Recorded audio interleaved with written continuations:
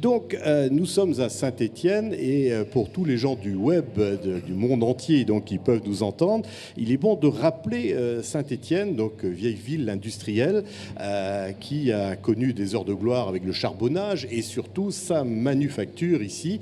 Et Saint-Étienne, donc, tout ça, ça s'est terminé à la fin du siècle dernier et Saint-Étienne a osé le pari du contemporain. Alors, Robert Carulac, je voulais vous demander qu'est-ce qui s'est passé dans la tête des Stéphanois à l'époque pour oser ça, parce que c'était pas évident quand même.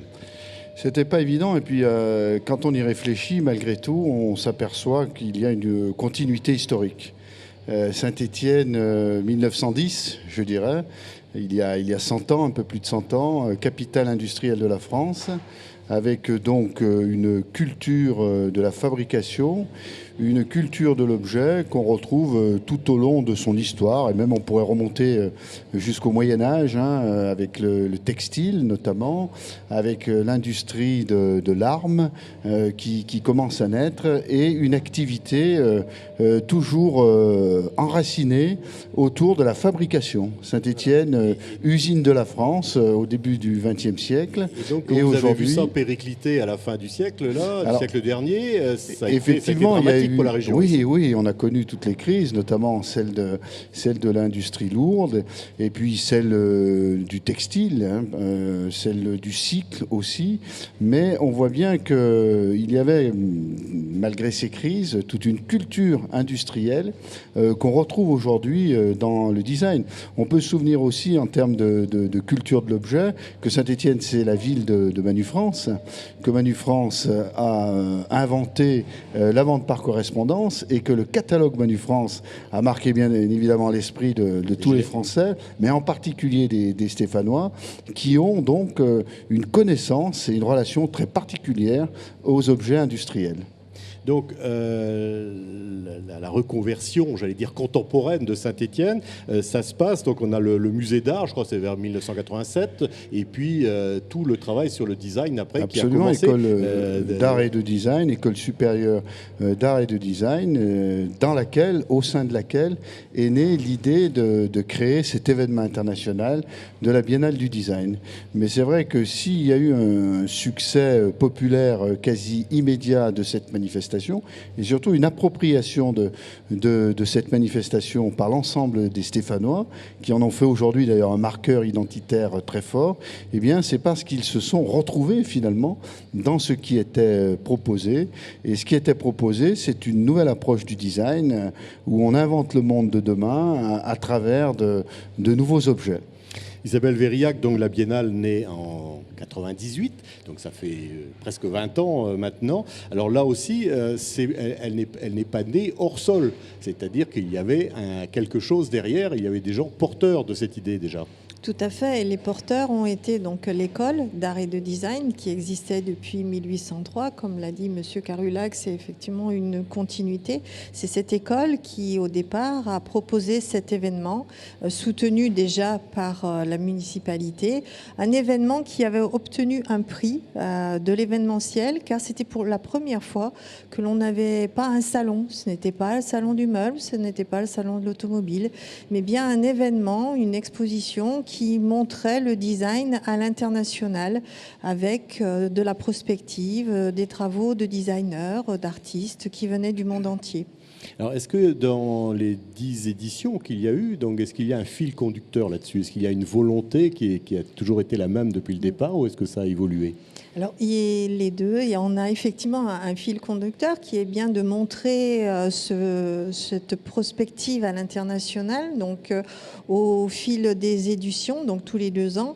Les thématiques variaient, mais toujours avec cette notion de prospective. Et puis, il y a eu un tournant en 2005 avec la création de l'entité Cité du Design sous forme d'un syndicat mixte. Et donc, pour l'édition 2006, pour la première fois, nous avons organisé ensemble, la Cité du Design et l'école, cette biennale. Donc, du coup, il y a eu un tournant, même si c'est toujours la même volonté. Et puis, en 2010, là, il y a eu une nouvelle évolution avec la création de l'EPCC, l'établissement public de coopération culturelle, qui a vraiment uni l'école et la Cité du Design dans un même établissement. ici au cœur de cette ancienne manufacture de Saint-Étienne. Et tout au fil de ces années, on a eu aussi un tournant, on va dire, sur le volet économique que je porte, puisque je dirige le pôle entreprise et innovation. On a souhaité mettre en avant ce volet en complémentarité du volet culture, forcément. Et donc, chaque année, on a mis un accent en organisant des semaines dédiées aux professionnels, par exemple, cette année encore, du 20 mars au 26 mars. En écho avec la Semaine nationale de l'industrie, nous aurons une semaine dédiée aux professionnels. Donc c'est cette évolution aussi qui montre bien ce côté, cette dualité du design, culture et économique que l'on retrouve au fil des biennales. Christophe Such, donc vous êtes représentant d'Orange. Orange est depuis le départ partenaire de la Cité du Design. Oui, absolument. Donc Orange est membre fondateur de la Cité du Design historiquement et a participé à toutes les biennales en tant que partenaire pour deux choses, bien sûr, trois choses. Bien sûr, le design, puisque le design est quelque chose de très important chez Orange. On a une direction assez importante design à Paris, design de services, design des produits. Nous, on vend des produits au grand public et aux entreprises, et on voit que le design a pénétré vraiment tous les objets de toute la vie et toutes les entreprises aujourd'hui, jusqu'au logiciel. On parle de design de service, d'ergonomie de design de service. Et contribue aussi, essaye de contribuer au fait de sortir quelque part, donner une aura nationale et européenne, internationale à la biennale par des propositions digitales comme on le fait aujourd'hui par exemple avec ce studio Orange, voilà, pour faire mieux connaître la biennale, mieux la partager en dehors, que les écoles de design de France et du monde entier puissent être connectées entre guillemets à Saint-Étienne pour voir ce qui s'y passe, et c'est tout ça avec grand plaisir que nous contribuons tous les 2 ans à cette biennale. Robert Carulac, donc je regarde les chiffres de la Biennale. Donc en 2007, 85 000 personnes ont fréquenté la Biennale. En 2013, 140 000 et plus de 200 000 en 2015. Alors cette connexion entre la Biennale, entre l'école en fait et les entreprises et la ville, en fait, c'est ça le succès de la Biennale?